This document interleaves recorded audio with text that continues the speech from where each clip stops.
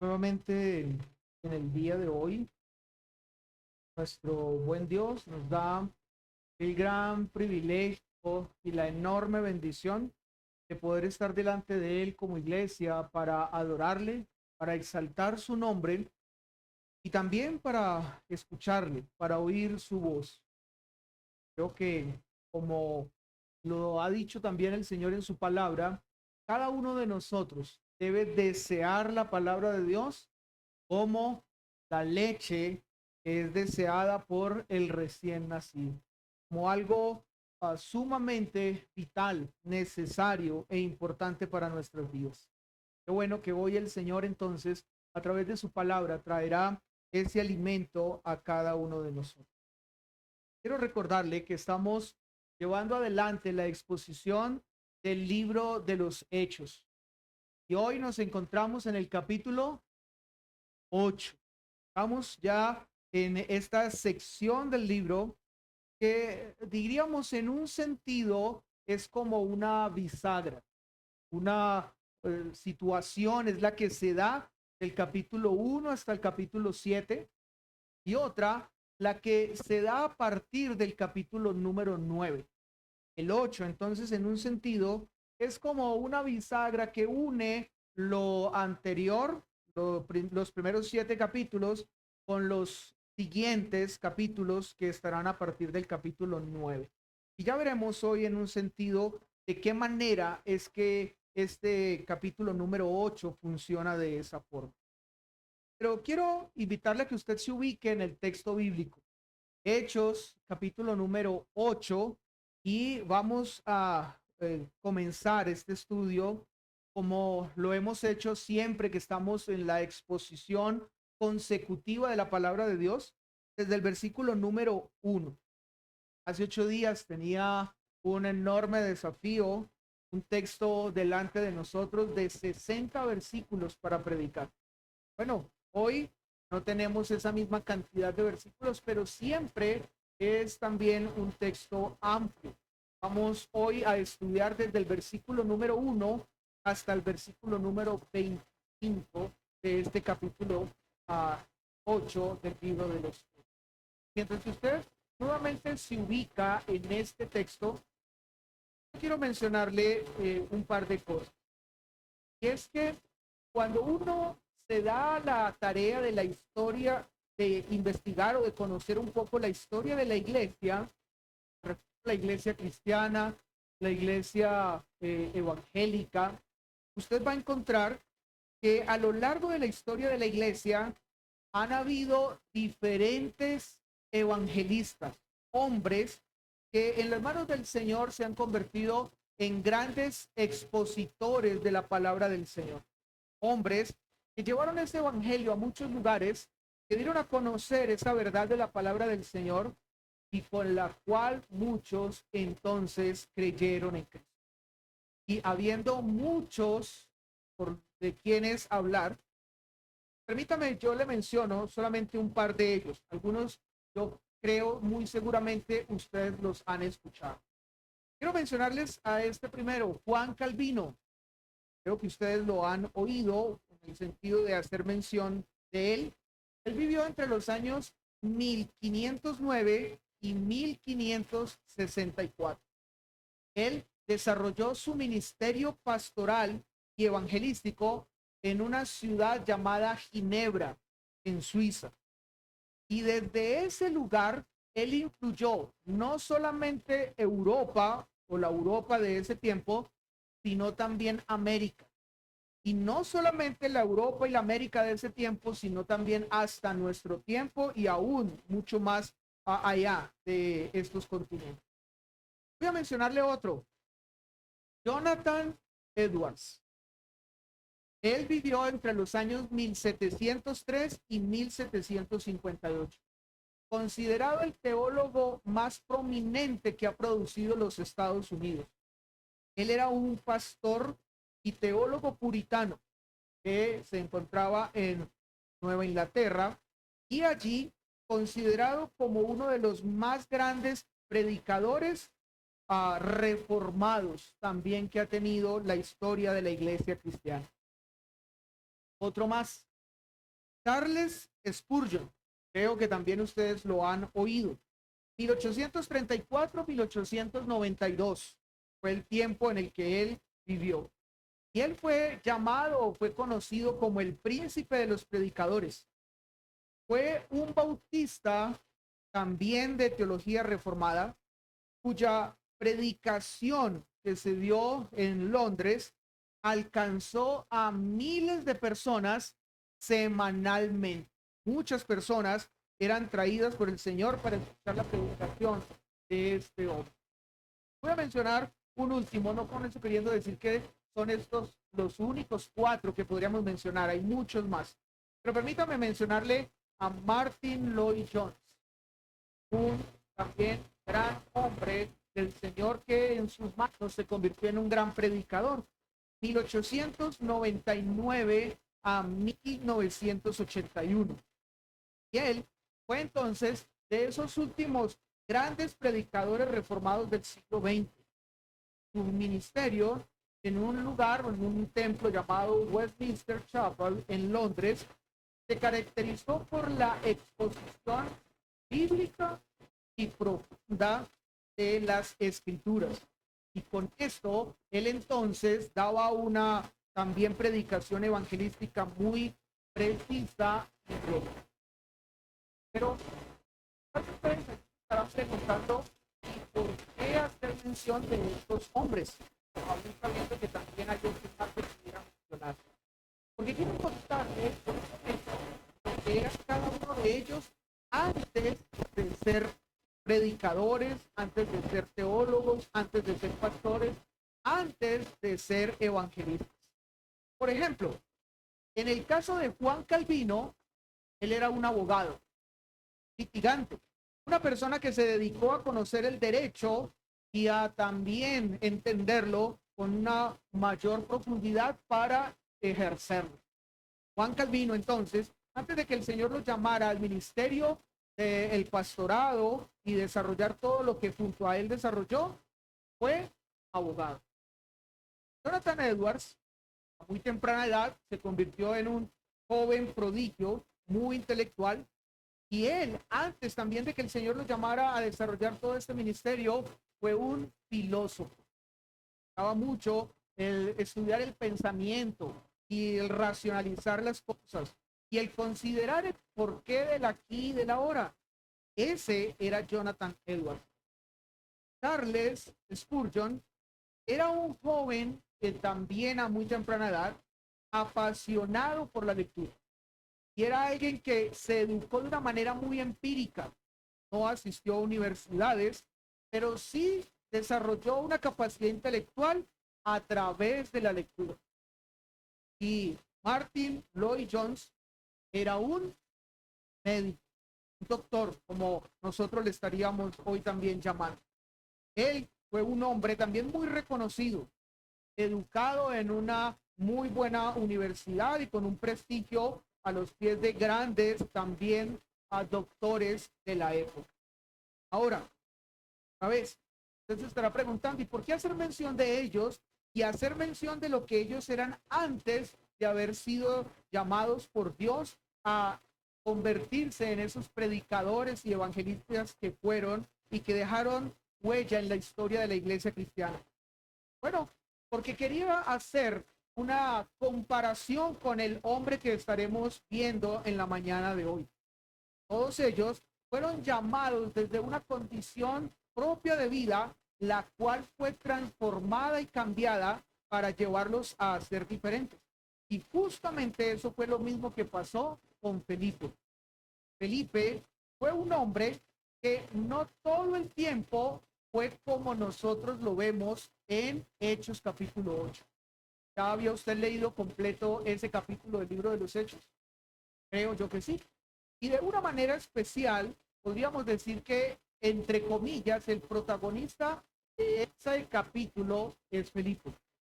Aunque entendemos claramente que no lo es él, sino que el protagonista verdadero es el Espíritu Santo y la obra que a través de todos aquellos que en el libro de los Hechos fueron puestos en las manos de él, fue desarrollar. Sin embargo, Felipe entonces aparece una y otra vez en este capítulo mostrándonos el tipo de hombre que en ese momento era. Otra vez, no siempre Felipe fue así. Esa no fue la vida completa de Felipe. Nosotros, cuando nos devolvemos un par de capítulos antes de este capítulo 8, encontramos un poco más de información de quién era Felipe. Pero antes de mirar un poco más detenidamente a Felipe y lo que él estaba desarrollando en este momento, quiero que recordemos dos cosas importantes de lo que llevamos del estudio del libro de los Hechos hasta ahora. La primera, el libro de los Hechos nos narra el cumplimiento de las palabras de Jesús cuando él, delante de sus discípulos, les estableció lo que debía suceder a partir entonces de su ascensión. Yo creo que todos nosotros recordamos este texto de una manera clara. Pero recibiréis poder cuando haya venido sobre vosotros el Espíritu Santo, y me seréis testigos en Jerusalén, en toda Judea, en Samaria y hasta lo último de la tierra. ¿Recuerdan ustedes este texto? Lo hemos mencionado no solamente en el estudio del libro de los Hechos, sino en muchos otros momentos. Y este texto del libro de los Hechos, este versículo, capítulo 1, versículo 8, es como el bosquejo del libro de los Hechos. El escritor Lucas nos está mostrando de entrada cómo el libro de los Hechos se desarrolla. Pero más que eso, cómo fue el plan de Dios para ese momento a partir del cual ahora ya los discípulos continuaban con la tarea de llevar el evangelio. Claramente se nos muestra entonces que había una progresión. Todo empieza en Jerusalén y allí tendrían que ser testigos. O como también esa misma palabra en su idioma original quiere significar, serían mártires. Pero después de cumplir esta tarea en Jerusalén y en Judea, tendría que ahora avanzarse hacia Samaria, un lugar más amplio, un territorio aún más amplio, ya fuera de Judea. Y después de que se desarrollara el ministerio, se comunicara el mensaje en Samaria, lo que continuaría sería hasta lo último de la tierra. Así que el escritor Lucas nos divide el libro de los Hechos en tres partes. El evangelio compartido en Jerusalén y Judea, que es lo mismo, el mismo lugar. Jerusalén era la capital de los judíos de Judea. Pero la segunda parte es el evangelio compartido o dado a conocer en Samaria. Y por último, el evangelio llevado a conocer en el resto del mundo. Y es allí donde les menciono que entonces este capítulo 8, porque es entonces el paso de que inicialmente el evangelio estuviese siendo compartido en Jerusalén, Judea, y ahora pasara que fuera compartido en todos lugares del mundo. Pero para que eso pasara, primero tuvo que ser compartido en Samaria. Y eso es lo que nosotros encontramos en el capítulo número 8, con lo que vive allí este hombre, Felipe, en este lugar. Ahora, después de que este evangelio comenzó a ser predicado en Samaria, no quedó allí. Este lugar o el haber ido justamente a Samaria a predicar, abrió las puertas para que el evangelio comenzara a ser llevado a otros lugares. Damasco, Cesarea, Antioquía y otros lugares del Asia Menor. Pero no solamente debemos recordar entonces que ya nos había mostrado el libro de los Hechos una división o una progresión de lo que el mismo libro llevaría adelante, sino que como segundo quiero que recordemos que en el capítulo 6, cuando nos vemos dos capítulos, nos encontramos que se nos habla por primera vez, y aunque de una manera un poco ligera, sobre la vida de Felipe. Felipe entonces aparece en el capítulo 6 como uno de los 7 hombres que fue elegido, que fue la iglesia guiada para escogerlo como diácono. ¿Sí? Este hombre entonces hizo parte de aquellos que tuvieron la responsabilidad de servir a las mesas. Algo que para algunos quizás no tendría mucha envergadura, no tendría quizás un gran reconocimiento, pero para estos hombres sí tenía un gran valor. Y ese gran valor era porque podían participar de la atención de esa iglesia creciente que estaba presentando desafíos y que debía ser bien atendido. Ahora, una de las características que nos dice el capítulo 6 con respecto a estos hombres es que debían ser hombres de buen testimonio. Y eso nos habla entonces de que Felipe era un hombre de buen testimonio, un hombre humilde, un hombre dispuesto a servir, un hombre involucrado con la iglesia, un hombre deseoso por conocer el mensaje del evangelio y querer cada vez más llenarse de él. Felipe entonces era un hombre que junto con Esteban y los demás diáconos se habían puesto en las manos del Señor para ser de bendición a la iglesia en las diferentes y múltiples maneras que esto podría ser. Pero, ¿qué es lo que sucede cuando nosotros continuamos leyendo el capítulo 6 de Hechos? Bueno, lo que encontramos entonces es que hombres que habían sido llamados a cumplir una tarea de servir las mesas, como decía hace un momento, no algo muy atrayente para muchos, dos de esos hombres, Esteban y ahora Felipe, los encontramos unos días, quizás semanas o quizás meses, no es muy claro, después de lo que nos muestra el capítulo 6, haciendo una obra totalmente diferente, mostrándonos a nosotros una condición, una realidad totalmente diferente. Es decir, en el capítulo 6 están Esteban y Felipe como servidores, como quienes están ayudando a las personas en necesidad. Capítulo 7 con Esteban, capítulo 8 con Felipe, ya esa no es la faceta en la que ellos están. Ahora ellos están como predicadores, como aquellos que anunciaban el mensaje, como aquellos aguerridos que estaban entonces aprovechando cualquier oportunidad para dar a conocer el verdadero mensaje y evangelio de Cristo. Es decir, vamos ahora a hablar acerca de Felipe. Es decir, ahora entonces Felipe había pasado de ser diácono a ser evangelista. Dos facetas diferentes. Había antes iniciado su vida ministerial y lo que nos cuenta el libro de los Hechos como un diácono. Pero pasamos la página y podríamos decir que 2 capítulos y el que antes había sido diácono ahora era un evangelista. Yo creo que nosotros en muchos momentos hemos conocido historias así. Hemos conocido historias de personas que antes las habíamos conocido en una condición. Quizás les perdimos la pista, quizás dejamos de interactuar con ellos y nos los volvemos a encontrar y ahora condiciones otras. Pero hay una realidad y es que a veces es una buena historia la que nosotros nos volvemos a encontrar. Pero hay otras realidades que no es una buena historia, sino una triste historia. ¿Le ha pasado a usted que ha conocido personas que quizás su condición ha sido una condición de esfuerzo, una condición de lucha, una condición de entrega, de sometimiento, sumisión, de sudar la gota amarga, y usted perdió todo contacto con esa persona y lo vuelve a encontrar un par de años más adelante y lo encuentra como una persona ya definida, con un trabajo, con una profesión, en una condición donde hay estabilidad, una mejor economía, ya formando una familia, una buena esposa, unos buenos hijos? ¿Usted ha conocido personas así? Yo creo que todos hemos conocido personas así. Pero como les decía hace un momento, también hemos conocido personas al contrario, personas que prometían tener un buen futuro, personas que parecían que iban a tener una buena condición de vida pasados los años.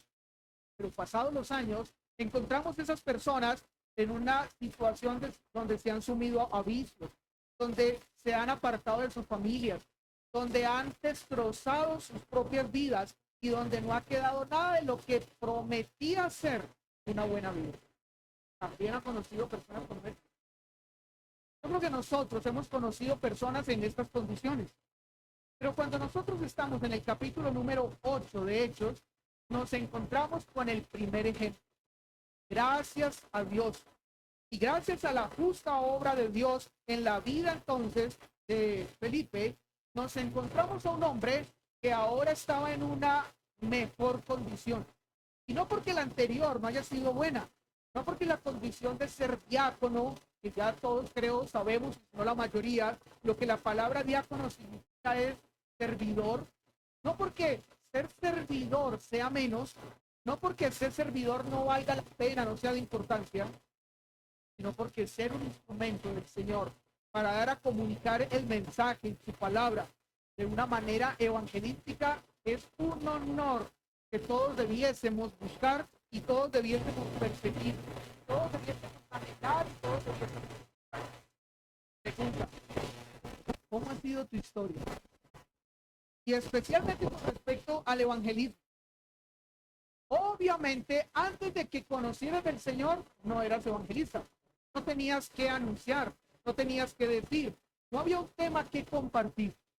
Pero por la gracia del Señor, Él te dio la oportunidad de conocer un evangelio verdadero, un evangelio claro, profundo, directo, que transforma, que cambia vidas y que muy seguramente ha cambiado la tuya.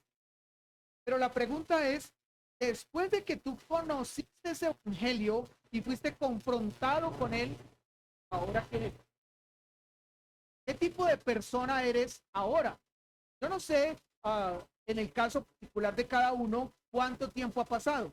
Quizás en algunos ha pasado un año, quizás en otros 5 o 10 años o más. Pero desde el momento en el que el Señor te dio la oportunidad de conocer el verdadero evangelio y conocer el verdadero Cristo, desde allí hasta este momento, ¿qué ha sucedido en tu vida? Eres como esos que pasados los años en el Señor tuviste un progreso, tuviste un desarrollo. Ahora eres una persona que es un mejor instrumento en las manos del Señor, especialmente para compartir el evangelio. ¿Eres el mismo o aún eres peor? Conociste, pero lo que muestra tu vida es que lo que has conocido lo rechazas y simplemente es algo que has creído en el sentido de saber que es verdad, pero no es algo que has introducido a tu vida como algo que la ha transformado y la ha hecho diferente y ha llevado a que tu vida hoy sea una vida que sea para la gloria de Dios. ¿Cuál de las dos? Espero que nuestras vidas sean como la vida de Felipe, que tiempo atrás éramos unos servidores, dedicados, dispuestos para el Señor y su palabra, pero que con el pasar del tiempo el Señor nos convirtió en personas que ahora somos mejores instrumentos en sus manos y principalmente que seamos mejores instrumentos para proclamar su evangelio. La vida del cristiano y la razón del cristiano no es otra que hablar de Cristo y proclamar su verdad. Está bien que un cristiano tenga como propósito servir. ¿A cuántos no nos gusta servir? Creo que a la mayoría de una u otra manera nos gusta servir. Que la necesidad de ayudar en ordenar u organizar algo aquí en este lugar, estaríamos dispuestos. Si hay alguien en necesidad con respecto a algo para comer, estaríamos dispuestos a participar en la ayuda para esa persona. Si pasamos por la calle y encontramos que alguien está necesitando que se atienda una necesidad específica para ese momento, creo que si no todos, la mayoría estaríamos dispuestos a eso.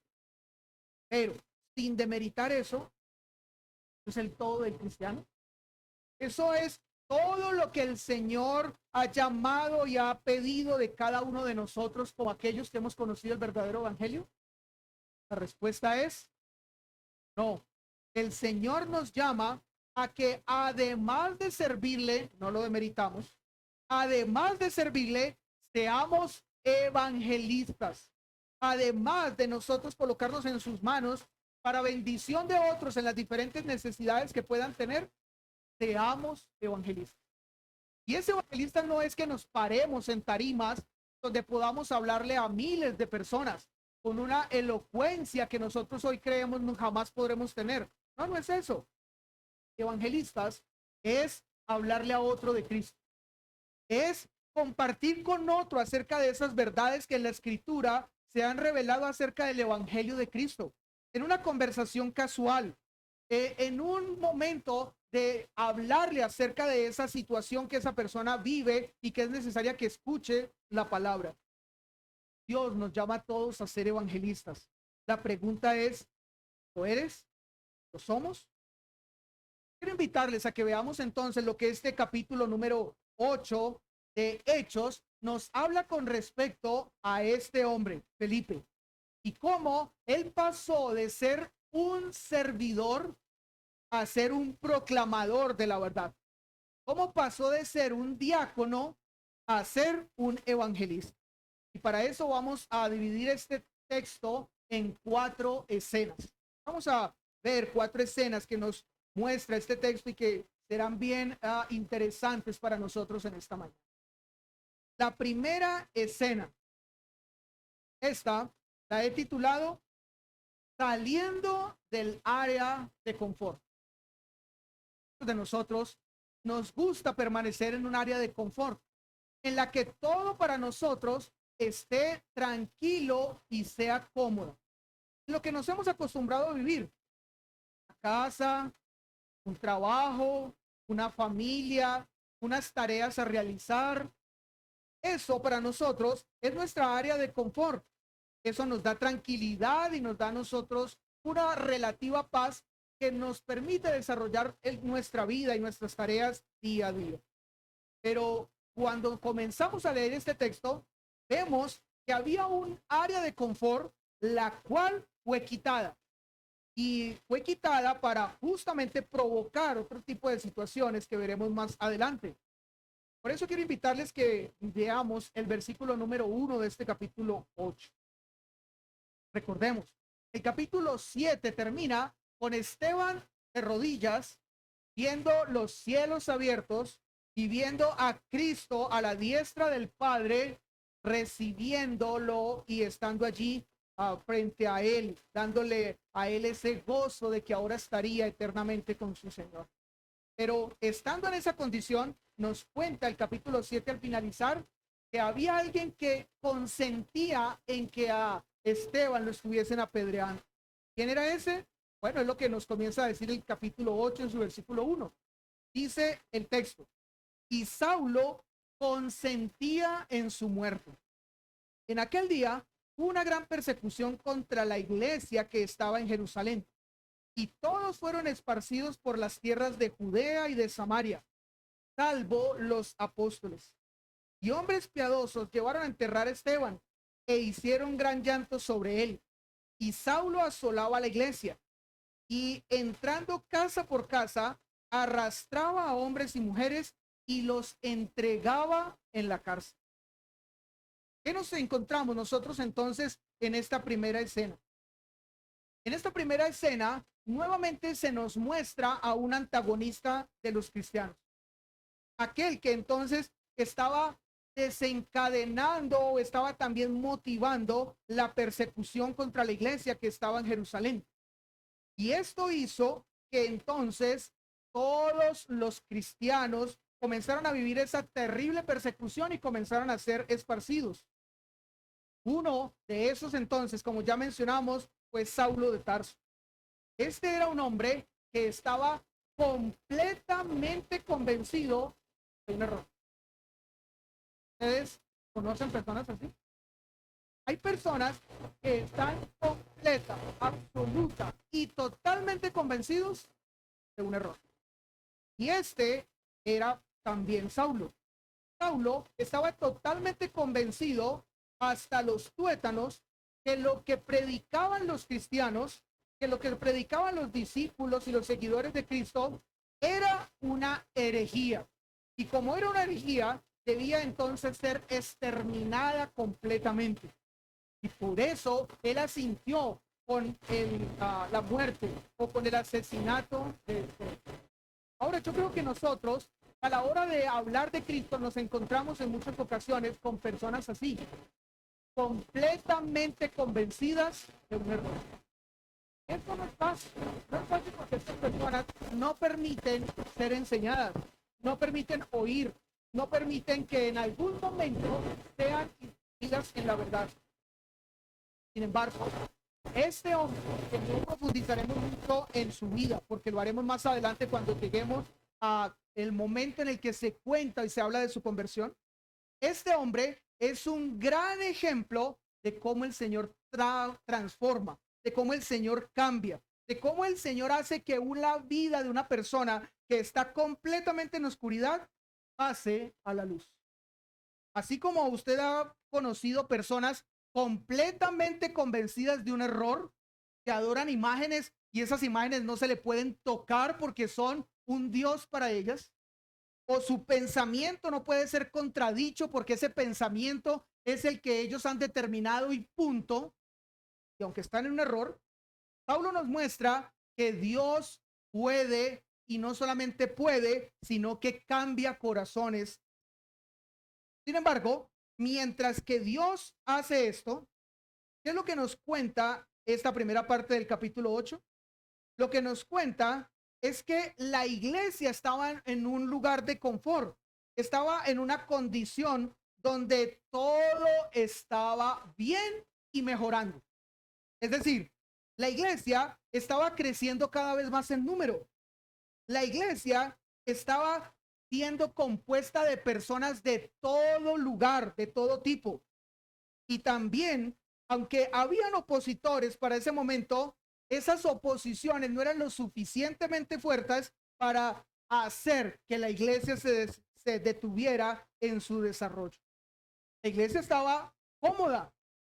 ¿A quién no le gustaría estar en una iglesia que cada vez son más, que cada vez van a aumento? ¿Ustedes recuerdan las cifras que nos muestra a nosotros el libro de los Hechos? Si nosotros revisamos, no vamos a leer esos textos, ya los hemos leído, pero si revisáramos el capítulo 2, versículo 41, 4, versículo 4, 5, versículo 14, 6, versículo 7, encontramos que la iglesia para ese momento se componía de más de 20,000 personas y estaba creciendo. ¿No sería un gozo para nosotros participar de una iglesia donde vemos cada día más y más personas? Y donde esas personas llegan allí por causa de escuchar el evangelio.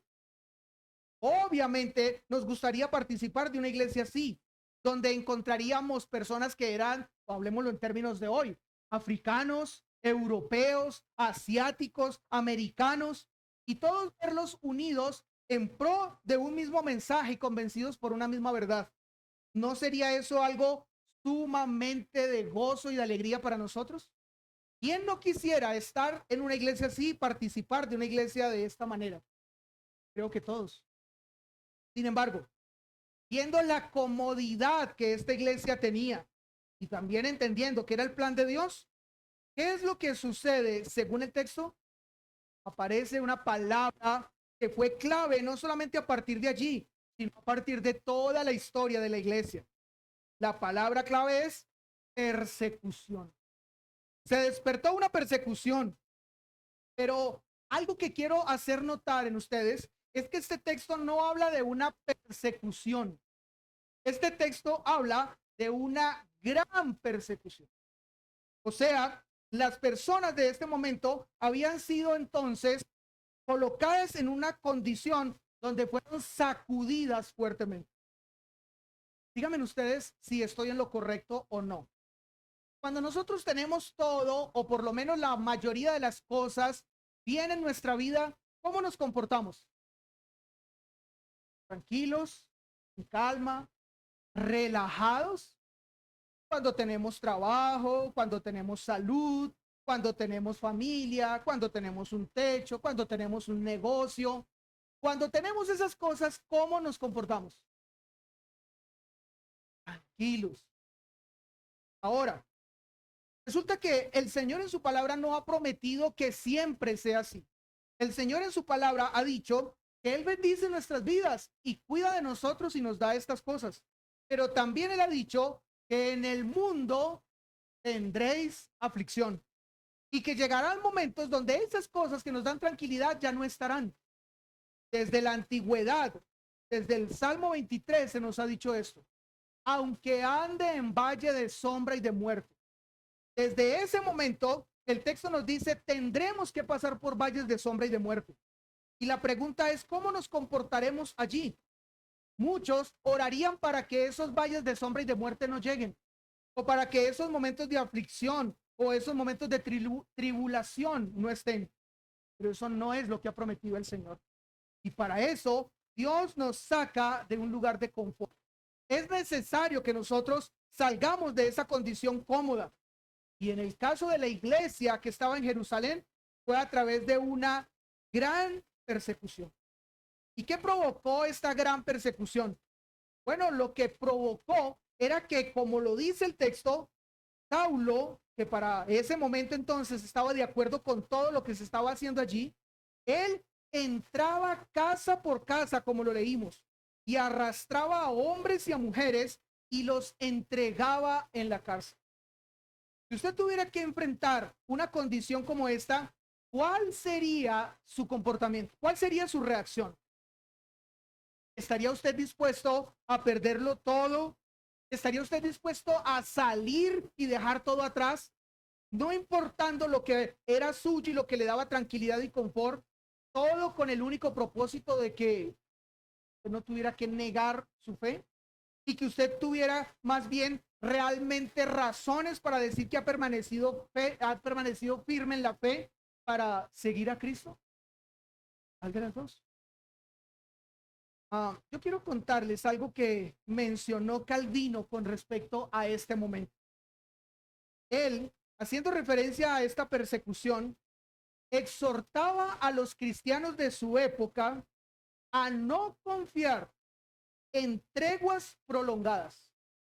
Es decir, Calvino les decía a los cristianos de su iglesia o a las personas que pertenecían a su iglesia, cuando ustedes estén viviendo una paz que sea duradera, entre comillas, no confíen, no se acostumbren, no piensen que siempre va a ser así, sigue diciendo él, sino a estar preparados para nuevas pruebas.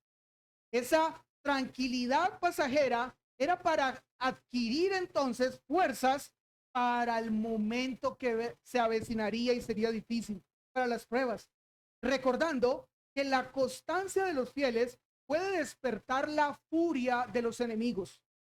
Hay algunos que nos observan y entre ellos nuestro peor enemigo, Satanás, y no quiere dejarnos tranquilos. Así que nos está dando solo una tregua y él termina diciendo, pero que esto no es culpa del creyente, sino que es parte de su vida como cristiano. Así que no concluyamos entonces que porque enfrentamos situaciones malas es porque propiamente hay un pecado, aunque hay momentos en que estas razones son ciertas, pero hay otras en que llegan porque así es necesario que las vivamos para que nosotros aprendamos en medio de las dificultades, en medio de la angustia y en medio de la escasez, de la necesidad, y aún si fuere de la persecución, aprendamos a confiar en el Señor. Yo quiero contarles un testimonio rápido que viví hace años atrás. He contado algo en algunos momentos acerca de eso. Pero en el año de 1999 sé que todos conocieron que sucedió un terremoto. Ese terremoto pasó en Armenia. Yo viví en Armenia entre la edad de los 12 años a la edad de los 40 años más o menos. Pero entre los 12 años y los 21 años, yo estuve en una iglesia. Allí crecí como adolescente y participé de los programas y actividades de esta iglesia. Y esta iglesia se llamaba la Primera Iglesia Bautista de Armenia. Esa iglesia, recuerdo que en ese tiempo, cuando yo estaba como joven en ese lugar, había querido iniciar otras iglesias. Había intentado iniciar una iglesia en un lugar que estaba en el sur, es un municipio que se llamaba La Tebaida. También había querido iniciar otra iglesia en otro municipio que estaba cerca, hacia relativamente el norte, Calarcá. Y en todos estos años se había esforzado y ninguna iglesia había prosperado. Pero llegó el terremoto. Y el terremoto se encargó de, obviamente, sacudirnos a todos. La edificación que tenía esta iglesia, un templo grande para más de 200 personas, un edificio de 3 pisos educacional y otras comodidades, todo quedó afectado, tuvo que demolerlo. No quedó absolutamente nada de estas edificaciones después. Pero ¿saben qué sucedió? 3 meses después, el terremoto fue en enero. Y el 1 de abril de 1999, el Señor hizo que se comenzase a dar el nacimiento de una iglesia. Y esa iglesia fue la Iglesia Bautista Renacer de Armenia, la iglesia que el Señor me dio el privilegio a mí de pastorear 18 años. Al principio se quería iniciar iglesias de diferentes maneras y no se podía. Pero ¿qué fue necesario? Sacarnos de esa condición de confort, porque estábamos cómodos, queríamos hacer algo, pero desde nuestra comodidad. El Señor mostró que era otra su manera de hacerlo. Yo quiero invitarle a que usted piense que así es también de la manera como el Señor obra. Él actúa moviendo nuestra condición, sacudiendo nuestro piso, todo con el propósito de que cada uno de nosotros salga de ese lugar de confort. Ahora, es aquí entonces donde podemos pasar a la segunda escena, conociendo nuevas necesidades.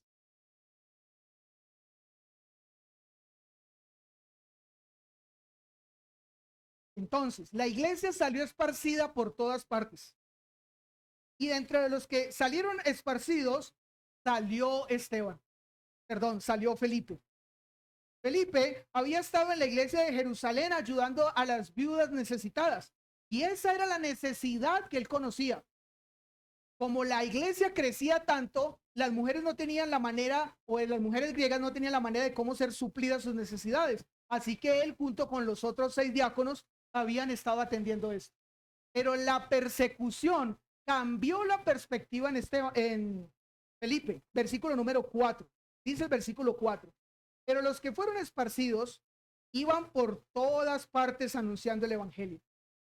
Entonces, Felipe descendió a la ciudad de Samaria, les predicaba a Cristo, y la gente unánime escuchaba atentamente las cosas que decía Felipe, oyendo y viendo las señales que hacía, porque de muchos que tenían espíritus inmundos salían estos dando grandes voces, y muchos paralíticos y cojos eran sanados. Así que había un gran gozo en aquella ciudad. Ahora, Felipe, ¿con qué realidad se encuentra? Ya la realidad no eran de mujeres que no estaban recibiendo la atención que de alguna manera ellas esperaban o era necesario darles. Ahora Felipe está en otro lugar completamente diferente a Jerusalén. Él se había ido, él había tomado un viaje, había arrancado por causa entonces de esa persecución y había llegado a Samaria. ¿Y qué se encontró en Samaria? Lo que se encontró en Samaria era que allí habían personas con grandes necesidades. Habían personas que tenían una situación triste y dolorosa.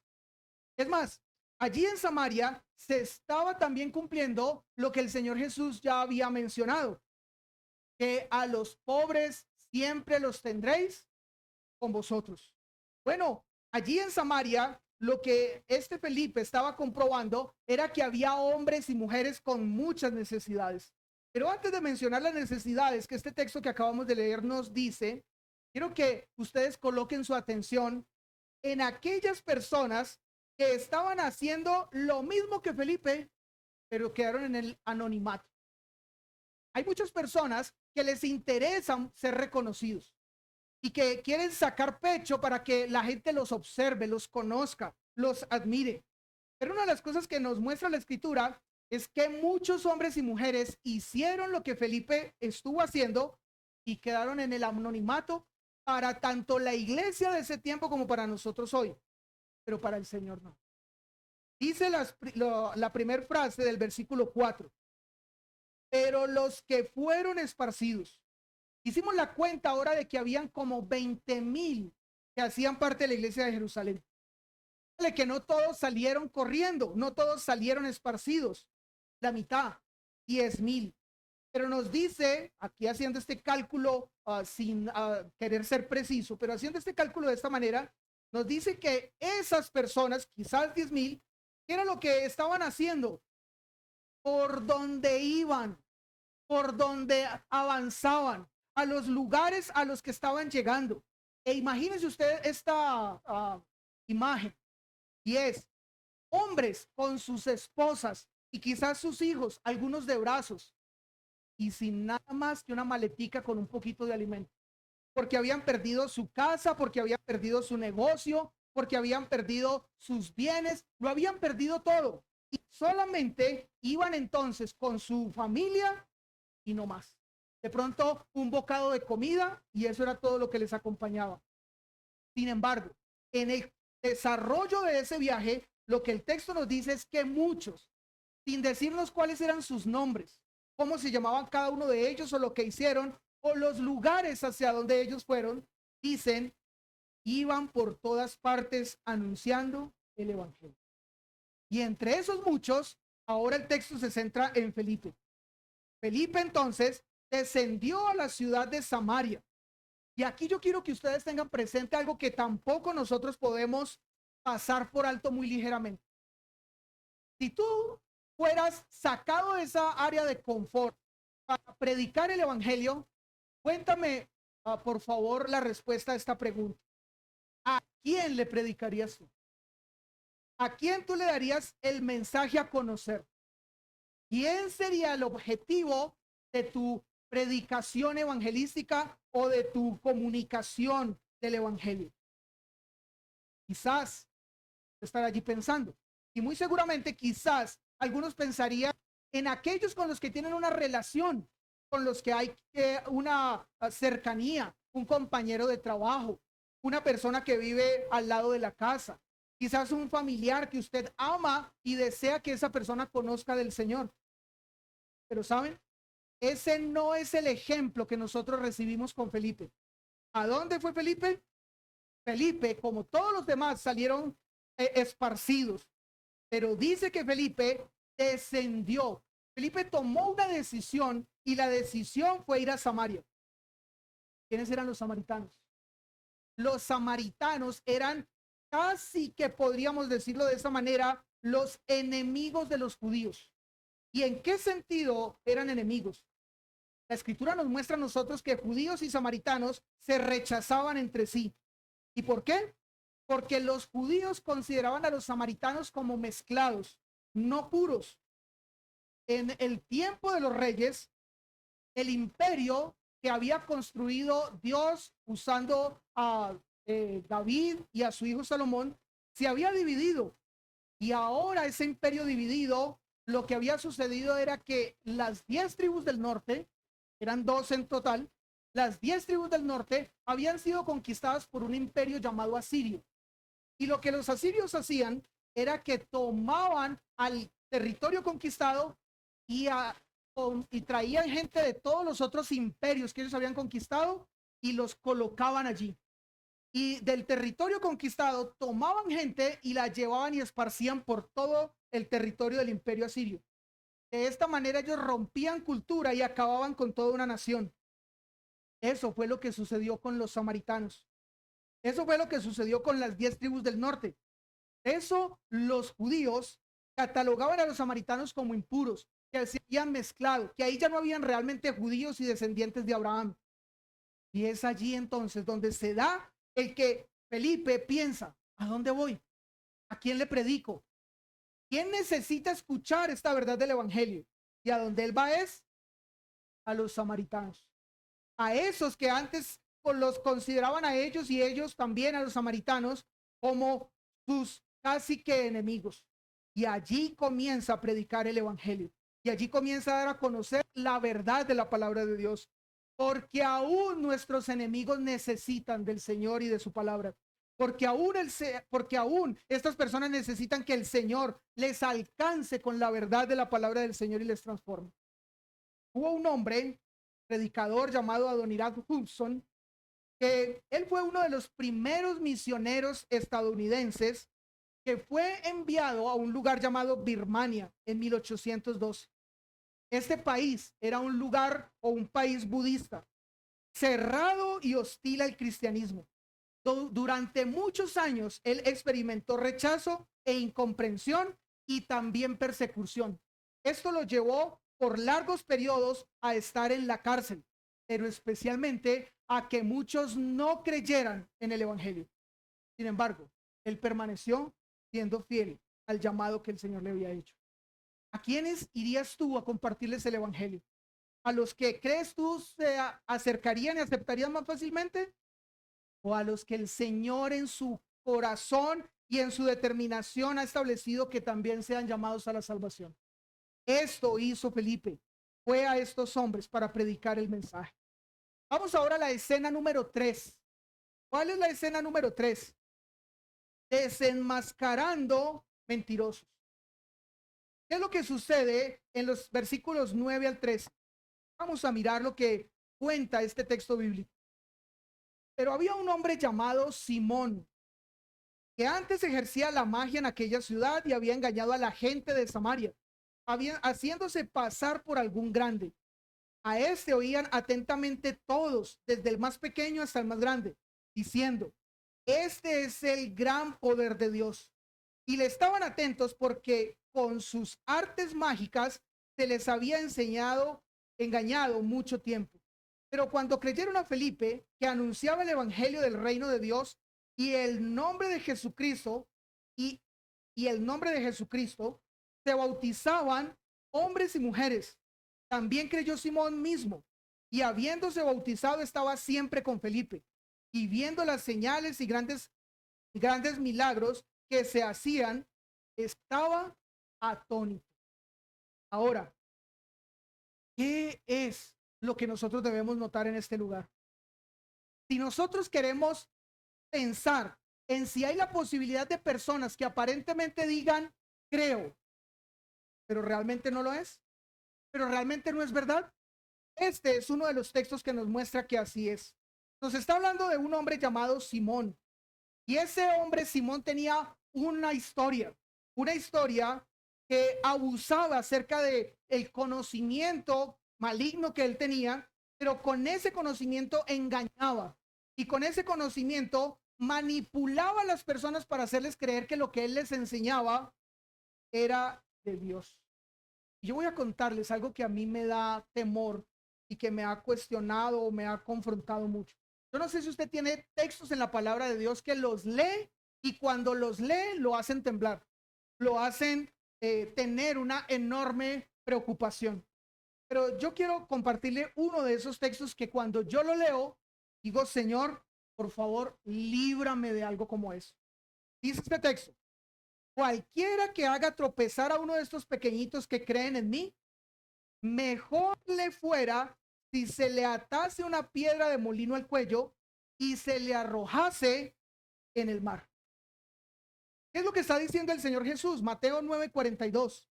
Lo que él está diciendo es: si cualquiera usa la palabra de Dios para engañar a otros, para manipular a otros, para hacer que otros se desvíen de la verdadera fe y del verdadero conocimiento del evangelio, morir es lo menos que debieran desear, porque lo que viene de ahí en adelante es algo peor. El texto dice que sería mejor tomar una piedra de molino, y no se imagine usted una piedra de esas de afilar, esa piedra que se usa a veces para machacar la cocina, los plátanos y hacer patacón. Cuando está hablando de una piedra de molino, está hablando de una piedra gigante, una piedra que se usaba justamente en los molinos para producir o para dañar, para romper. Esa piedra es la que Jesús dice es mejor. Que cualquiera que abusa del evangelio y habla a otro con engaño, es mejor que se la amarre al cuello y la tire al fondo del mar. Terrible. Algo que nos plantea a nosotros una gran advertencia para nosotros cuidarnos de eso. Cuidado de nosotros manipular la palabra de Dios para hacer que otros hagan lo que nosotros queremos. Eso es lo que pasaba con Simón. Y lo que nosotros encontramos allí en este texto, en el versículo 10, es justamente esto. Dice el versículo 10: a este oían atentamente desde el más pequeño hasta el más grande, diciendo: este es el gran poder de Dios. Tremendo, terrible. Que a algo satánico, por causa de la manipulación que este hombre, Simón, estaba dando a este mensaje, la gente lo estaba calificando como algo de Dios. Sin embargo, allí es donde Felipe, siendo este gran evangelista, muestra una cara totalmente diferente. Versículo 12. Pero cuando creyeron a Felipe, que anunciaba el evangelio del reino de Dios. Hoy nosotros nos encontramos con una situación muy compleja en medio del mundo en el que vivimos. Hoy hay predicadores de todos los tipos, de todos los gustos y de todos los sabores. Entre usted a la internet, YouTube, y encuentra cualquier predicador que se acomode a su propio gusto. La pregunta es, ¿todos ellos son correctos? ¿Es correcto escuchar al que más me gusta? ¿Es correcto que yo ponga atención en el que me agrada con lo que dice? Bueno, obviamente la respuesta es no. Definitivamente en el día de hoy nosotros debemos colocar atención en aquellos que predican la verdad, en aquellos que se centran en anunciar el evangelio del reino de Dios. Usted quiere claramente identificar a un verdadero predicador, a un buen expositor de la palabra, a alguien confiable con respecto a las escrituras. Escúchelo y evalúe si esa persona se centra en hablar del reino de Dios y se centra en hablar de Jesucristo y darle el honor y la gloria siempre a él. Los expositores falsos siempre buscan la atención hacia ellos, en lo que ellos pueden hacer o las capacidades que ellos tienen. Definitivamente, el ver cómo una persona se centra en hablar de las verdades del evangelio y del nombre de Jesucristo es lo que da entonces tranquilidad de que ese es un buen expositor de la palabra de Dios. Y esto fue lo que hizo Felipe. Hizo Felipe como aquel que predicaba la verdad, desenmascaró a los mentirosos. Mostró que ese Simón era solamente un embaucador, que ese Simón solamente estaba negociando con la fe. Y pregunta, ¿son también no es necesario en el día de hoy? Yo quiero que claramente nosotros en el día de hoy tengamos claro que si es necesario, nosotros nos corresponde desenmascarar. No tengamos problema con respecto a esto.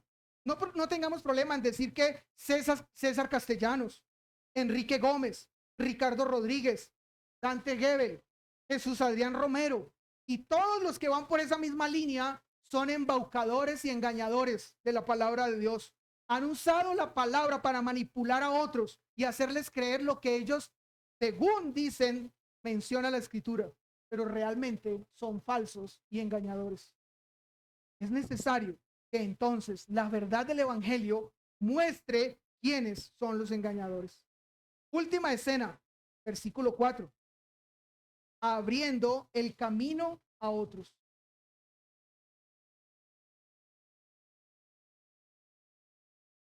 Versículo 14 al 25. Dice el versículo 14. Cuando los apóstoles que estaban en Jerusalén oyeron que Samaria había recibido la palabra de Dios, enviaron allá a Pedro y a Juan, los cuales habiendo venido oraron por ellos para que recibiesen el Espíritu Santo, porque aún no había descendido sobre ninguno de ellos, sino que solamente habían sido bautizados en el nombre de Jesús. Entonces les imponían las manos y recibían el Espíritu Santo. Cuando vio Simón que por la imposición de las manos de los apóstoles se daba el Espíritu Santo, les ofreció dinero, diciendo, dadme también a mí este poder, para que cualquiera a quien yo impusiere las manos reciba el Espíritu Santo. Entonces Pedro le dijo, tu dinero perezca contigo, porque has pensado que el don de Dios se obtiene con dinero. No tienes tu parte ni suerte en este asunto, porque tu corazón no es recto delante de Dios. Arrepiéntete, pues, de esta maldad y ruega a Dios si quizá te sea perdonado el pensamiento de tu corazón, porque en hiel de amargura y en opresión de maldad veo que estás. Respondiendo entonces Simón dijo, rogad vosotros a mí al Señor, para que nada de esto que habéis dicho venga sobre mí. Y ellos, habiendo testificado y hablado de la palabra de Dios, se volvieron a Jerusalén. Y escuchen esta parte final. Y muchas poblaciones de los samaritanos anunciaron el evangelio.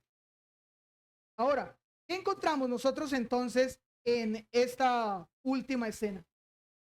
¿Ustedes recuerdan que cuando empezamos la lectura de este capítulo 8, se nos dio un detalle de los apóstoles? El detalle de los apóstoles es, mientras que todos salieron huyendo y dispersados por causa de la persecución, unos se quedaron. ¿Quiénes se quedaron? Los apóstoles. Todos ellos se quedaron en Jerusalén. Y la pregunta es, ¿se quedaron en Jerusalén por qué? ¿Les dio temor? ¿Hicieron que otros primero fueran y experimentaran lo que era la predicación en otros lugares para ver cómo les iba y después ellos, o los usaron en otras palabras como carne de cañón? ¿Ellos se quedaron en Jerusalén porque eran cobardes? Bueno, creo que ninguna de estas razones es la correcta. Se cree que ellos se quedaron en Jerusalén porque aunque muchos salieron huyendo, otros se quedaron y era necesario quedarse allí para cuidar de ellos y para seguir hablando de Cristo en este momento, en ese lugar, y seguir mostrando que la verdad solamente estaba en Cristo y seguir haciendo esa predicación que era oposición a lo que todos habían creído hasta ese momento como una verdad absoluta.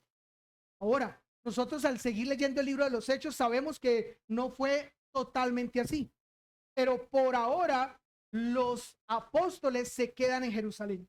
¿Y quiénes se van? Felipe. Y una de las cosas que hace Felipe es abrir camino. Miren, yo no sé si usted se ha puesto a valorar la enorme bendición que nosotros tenemos hoy. Desde que nos empezamos a reunir esta mañana a las 9 de la mañana, antesito que llegaron los primeros, pregunta, ¿cuántas personas han venido a este lugar a tocarnos y a incomodarnos porque estamos reunidos adorando al Dios verdadero? ¿Cuántos se nos interpusieron en el camino para no dejarnos llegar? ¿A cuántos les tocó que dejar sus casas con la preocupación de que ahora que lleguen de pronto sus casas ya no van a ser suyas? Uno de nosotros, ¿cierto? Eso no nos ha pasado. Sin embargo, esto es así porque en la antigüedad hombres y mujeres estuvieron dispuestos a dar sus vidas y sacrificar sus vidas para que hoy nosotros libremente pudiésemos escuchar el evangelio, para que nosotros hoy tranquilamente pudiéramos estar en este lugar escuchando la palabra de Dios. Y eso fue justamente lo que hizo Felipe. Felipe se fue junto con los otros hombres que salieron y ellos entonces en todo lugar comenzaron a predicar el evangelio, aún a sus propios enemigos, como ya fue mencionado. Pero algo pasó y nos cuenta el texto que entonces en ese momento llamaron a Pedro y a Juan para que fueran donde había estado Felipe predicando el evangelio. Y allí llegaron Pedro y Juan. ¿Y qué hicieron? Algo que deslumbró a Simón. Y es que oraron para que el Espíritu Santo descendiera sobre los que habían sido bautizados. Esto asombró a Simón, pero esto también pasó como algo anormal en el texto del libro de los Hechos. Yo sé que algunos de ustedes han escuchado que hay iglesias donde a las personas se les dice, vengan aquí adelante para que reciban el Espíritu Santo. Imponen sus manos y con eso indicando entonces que a quien se le imponen sus manos, el Espíritu Santo recae sobre ellos. ¿Y por qué estas iglesias o falsos predicadores tienen este tipo de prácticas? Porque creen que lo que en este texto está sucediendo era la norma. Así debía seguir sucediendo de ahí en adelante para todos los que creerían en Cristo y serían bautizados. Pero esa no es la norma. Esa era la excepción. Esto no continuó sucediendo en el resto del libro de los Hechos ni en el resto del Nuevo Testamento. Esto sucedió allí y en una ocasión más. Pero siempre que el Espíritu Santo llegaba y salvaba a una persona, en ese momento el Espíritu Santo posaba sobre ella y no había necesidad de que alguien viniera e impusiera sus manos, rogando o pidiendo que el Espíritu Santo descendiera sobre ella. El Espíritu Santo, entonces, en este momento hizo una obra que nada tenía que ver con el que eso se siguiera haciendo de esa forma. ¿Qué fue lo que hizo? Unió dos pueblos. Recuerden, había una adversidad o había una oposición, judíos y samaritanos. Eran pueblos que chocaban entre sí, eran personas que no se aceptaban unas a otras. Al producir esto a través de Pedro y de Juan, se produjo un solo pueblo, se unió un solo pueblo. ¿Cuál pueblo? La iglesia. Ahora la iglesia estaba compuesta no solo de judíos, sino también de samaritanos. no solamente de los que creían que tenían el beneficio de ser del Dios escogido, sino también ahora de los que habían sido rechazados. Ya no importaba si se era entonces judío o si se era samaritano. Ahora todos eran de un mismo Dios. Todos pertenecían a un mismo pueblo. Y pregunta, ¿ese no es un aliciente para que nosotros también vayamos y prediquemos a aquellos que hoy espiritualmente no podemos entender o no podemos concluir que son nuestros hermanos? Qué bueno predicarle a los que están sin Cristo, porque ahora que no son nuestros hermanos, pueden serlo, pueden llegar a serlo. Si el Señor con su evangelio transforma sus corazones, les hará parte del mismo pueblo al que nosotros pertenecemos. Ahora, escuchen lo que dijo Charles Spurgeon mencionando acerca de este texto. El mismo espíritu que descendió en Jerusalén vino también sobre los samaritanos para mostrar que no hay muro de separación en Cristo Jesús. Todos somos hijos del mismo Dios en el momento en que Él nos salva. Así que gracias y gloria y honra al Señor por su mensaje y por lo que produce y por aquellos hombres que Él ha llevado adelante abriendo camino para otros. Yo quiero que usted escuche esto que creo es muy importante para nosotros. El mensaje del evangelio a quien no deslumbra con su belleza, lo confronta con su pecado. Es necesario predicar la palabra del Señor, porque habrán algunos que caerán rendidos frente a la gloria, la majestad, la belleza y la hermosura del evangelio de Cristo, aunque haya otros que sean confrontados por su pecado y no quieran conocer y aceptar más. Quizás esta fue la realidad de Simón, este hombre engañador, pero hubo muchos otros que cayeron delante de ese evangelio deslumbrados por su belleza y por mostrar a Cristo. Ahora, yo quiero entonces que cada uno de nosotros recuerden estas palabras que le fueron dichas a Simón. Escuche lo que le fue dicho a Simón. Si tú no eres esa persona que ha creído en Cristo, si tú no eres esa persona que no se ha arrepentido y por lo tanto no perteneces al pueblo de Dios, el que Él ha unido en un solo pueblo, escucha estas palabras. Versículo 22. Arrepiéntete pues de esta tu maldad y ruega a Dios y quizá te sea perdonado el pensamiento de tu corazón, porque en hiel de amargura y en prisión de maldad veo que estás. Amigo, en esta mañana, al ver lo que este hombre Felipe hizo y cómo se convirtió en un evangelista que llevó a dar a conocer ese verdadero mensaje en muchos lugares, al darnos cuenta de esta verdad, creo que lo más importante es pensar en cómo está nuestra condición. Y nosotros vamos a compartir un evangelio, es porque hemos creído en ese evangelio y porque ese evangelio nos ha transformado.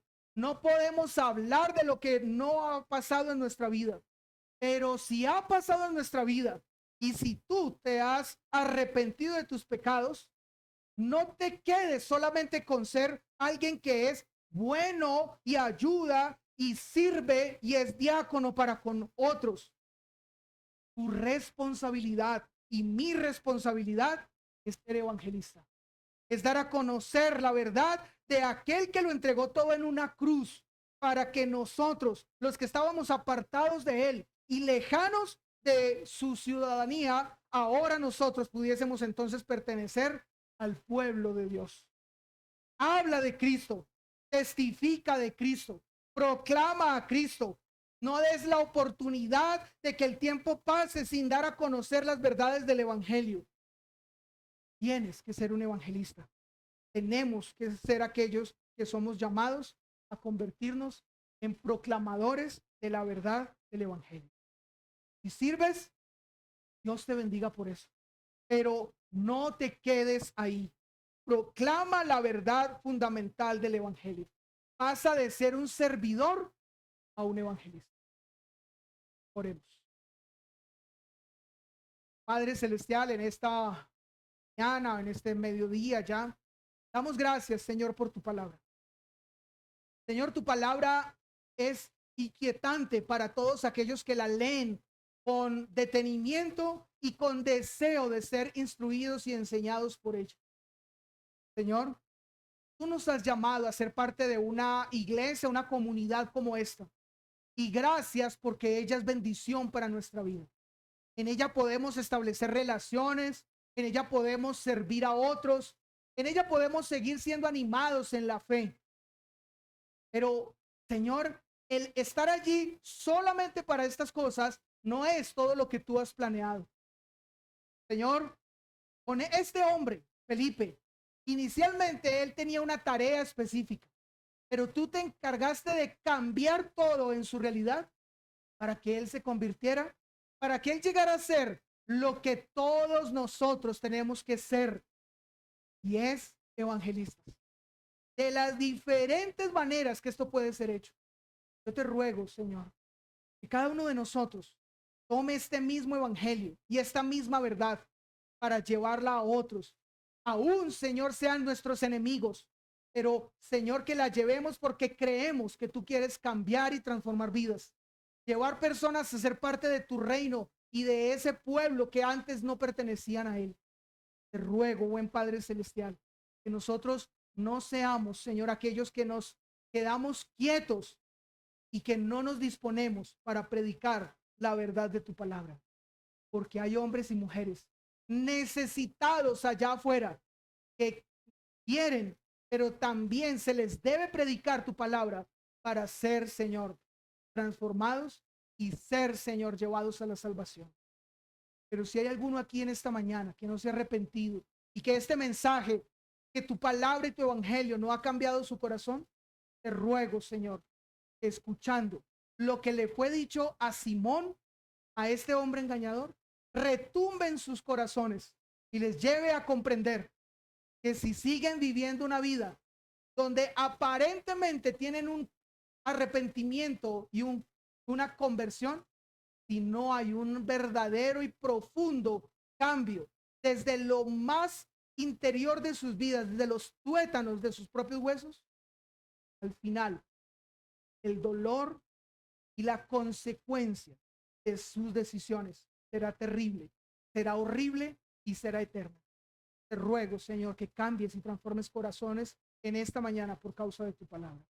Gloria y honra sean dadas a ti por siempre.